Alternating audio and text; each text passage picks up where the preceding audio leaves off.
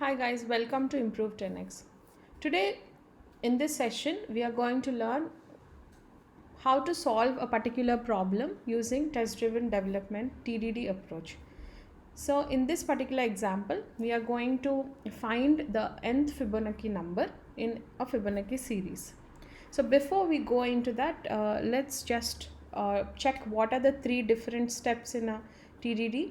So the first step is a red step where we write a test case that fails. Usually the color code with which it is shown is red color. Then we can write the code that passes this particular test. So it's actually writing your production code. And once multiple cycles of this red and green are done, then you can also work on improving your code, which is nothing but refactoring your code. So these are the three steps in a test driven development. Now let's see what problem today we are going to solve. As you know, this is Fibonacci series, so the default numbers are 0 and 1, and so basically the first number in this Fibonacci series is 0, the second number is 1, and once you add these two numbers, whichever number comes, that is going to be the next number in the series. So 0 plus 1 is 1, so the third number in the series is 1. Now to obtain the next number in the series, we are going to add the second and the third numbers, which are 1 plus 1, that becomes 2, and so forth. Now let us try to solve this finding the nth Fibonacci number using the TDD approach. So let me just switch to my editor. So the first thing that I am going to do is creating a new Java class which is called Fibonacci test. This is the test class. Now in this test class, first I am going to write an empty test which makes sure that our environment is properly set up. So that I'm going to annotate with @test annotation, and I'm going to write a method which does nothing. So I'm going to give the same name as nothing, and I will be running this particular test suite. So as expected, this nothing passes because the environment setup is neat and clear, and we can go ahead with the next test case. So if you see in this example, what are the possible inputs? So the possible inputs are from 1, right? 1, 2, 3 and so forth. What if somebody gives a negative number or 0? So there we can simply return a negative number or a negative 1, which is -1. So for that also we are going to write a test. So this test, in this particular test, the naming would be given any negative integer. This is going to return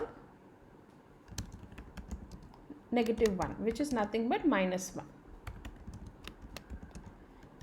So from the name itself we can understand what is the input and what is the expected output as well.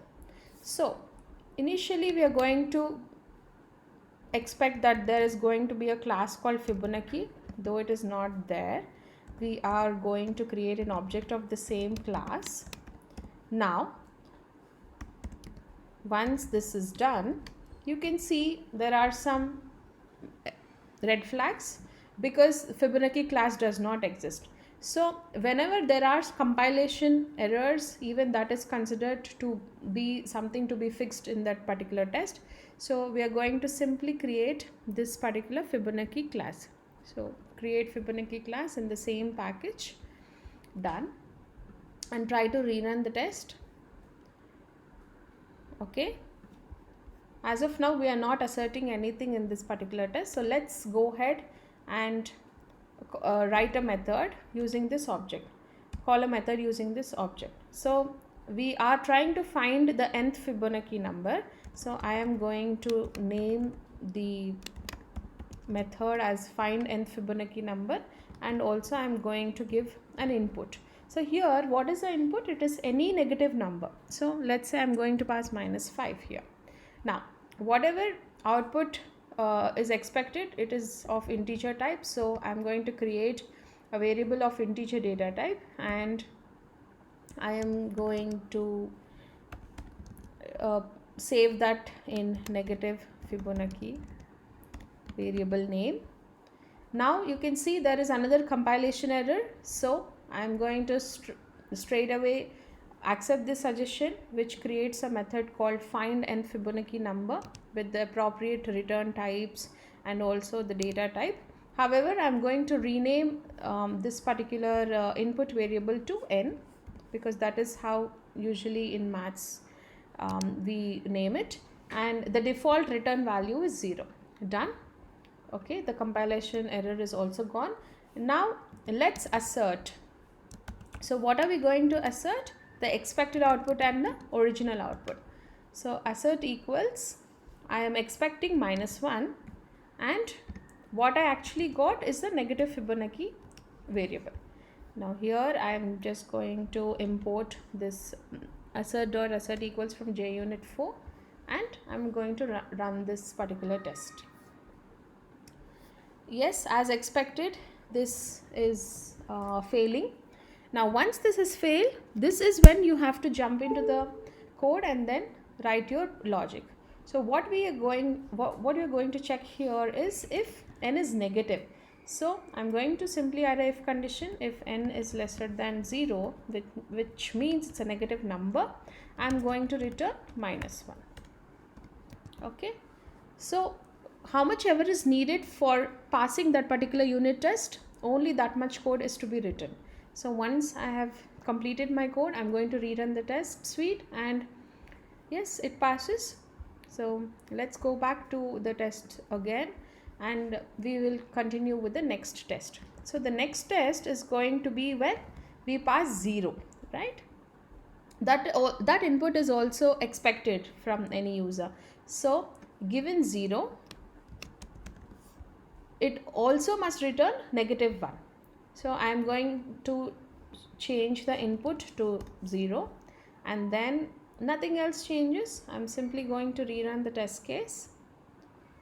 Yes, as expected, it fails. Now I'll go back to the code and modify my if condition so that it not only handles negative numbers but also 0. So I'm going to update this n lesser than 0 condition to n lesser than or equal to 0. In any case, we are returning -1.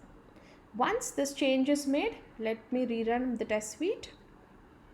Yes, as expected, all the tests are passing, well and good.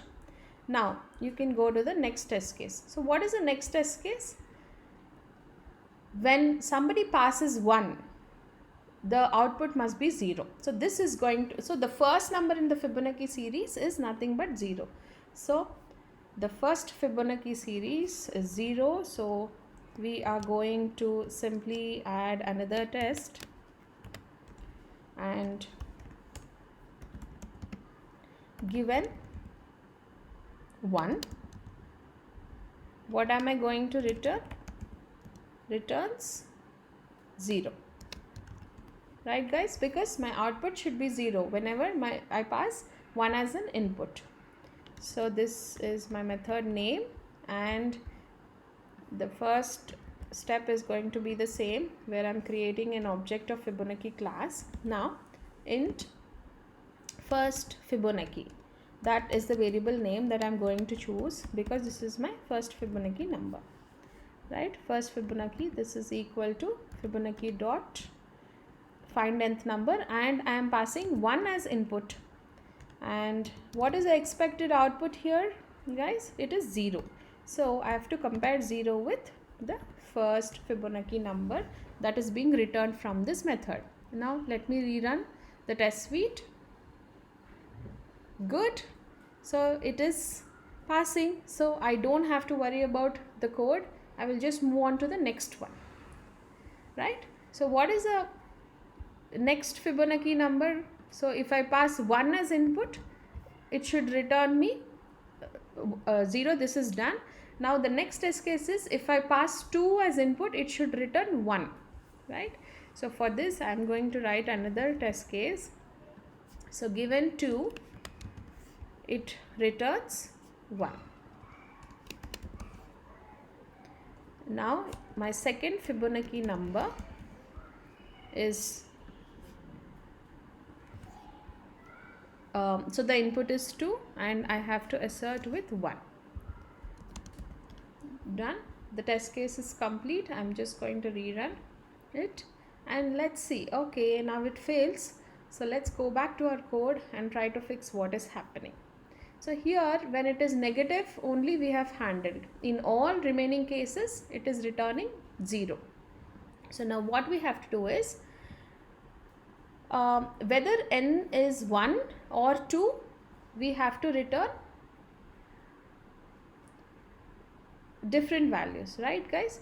So when n is 0, because the default return value is, when n is 1, because the default return value is 0, we are getting return 0. But can we just rely on that? No. So this is when you have to compare. If n double equals to 1, I have to return 0, and else if n double equals to 2, then in this particular case I have to return 1, right?